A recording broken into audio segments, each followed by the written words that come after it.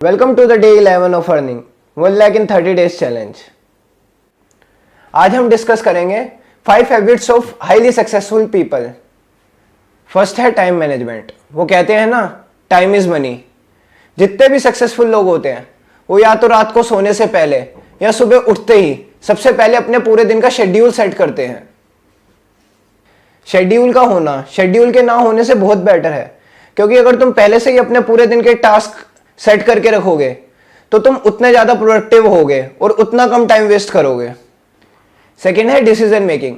Successful लोग quick decision लेते हैं और अपने डिसीजन पे कमिट रहते हैं। वो बार बार अपना डिसीजन चेंज नहीं करते, एज कंपेयर टू अनसक्सेसफुल लोग जो डिसीजन बहुत लेट लेते हैं। जब तक वो डिसीजन लेते हैं तब तक उनके हाथ की अपॉर्चुनिटी निकल चुकी होती है।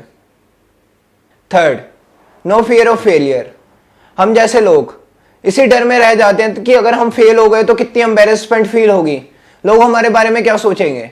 पर जो सक्सेसफुल लोग होते हैं वो फेलियर से कभी नहीं डरते। उन्हें पता है कि फेलियर हमारी सक्सेस का एक पार्ट है। अब एल्बर्ट आइंस्टाइन को ही देख लो, उसने एक बल्ब बनाने से पहले उसके 1000 बल्ब फेल हुए थे। फोर्थ है पेशेंस एंड कंसिस्टेंसी। अगर किसी भी गोल को अचीव करना है तो हमें पेशेंटली उस गोल पे वर्क करना पड़ेगा कंटिन्यूअसली। अब किसी भी एथलीट को देख लो, वो एक ही दिन में अपनी कंट्री को रिप्रेजेंट करने नहीं लग जाता या गोल्ड मेडल नहीं ले आता। उसके पीछे उसकी सालों की कंसिस्टेंटली मेहनत होती है। वो 4-4, 5-5 घंटे अपने स्पोर्ट्स को देता है, तब जाके वो इस लेवल पे पहुंच पाता है। फिफ्थ है नॉट इन्फ्लुएंस बाय ओपिनियन। वो कहते हैं ना, सुनो सबकी करो अपनी। ओपिनियन इस दुनिया की सबसे सस्ती चीज है।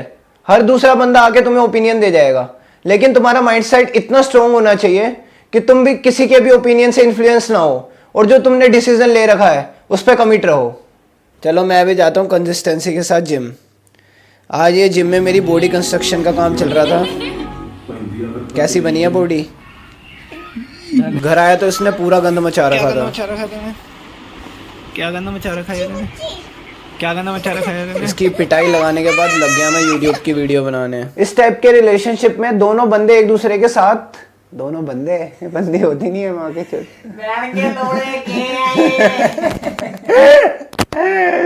यार रील नहीं बनाई, मेरे 2-3 दिनों से रील्स पे व्यूज कम आ रहे थे, तो मैंने सोचा 2-3 दिन ना बना के देखूं रील्स, फिर क्या इफेक्ट होता है।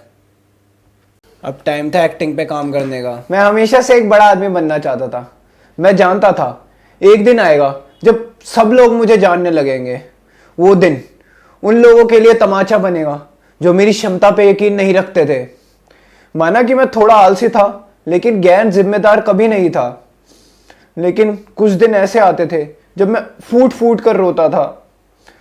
जो मैंने सपने देखे हुए होते थे वो मुझे दूर दूर तक नहीं दिखाई देते थे, लेकिन जैसे हर रात के बाद सवेरा आता है उसी तरह मेरे अंदर से भी एक आवाज आती थी कि तू हारने के लिए पैदा नहीं हुआ, तू लड़ने के लिए पैदा हुआ है। चाहे नतीजा जो मर्जी हो, लेकिन तुझे अपनी आखिरी सांस तक लड़ना है। बस यही मेरी सक्सेस का राज है। मिलते हैं कल फिर एक नए टॉपिक के साथ।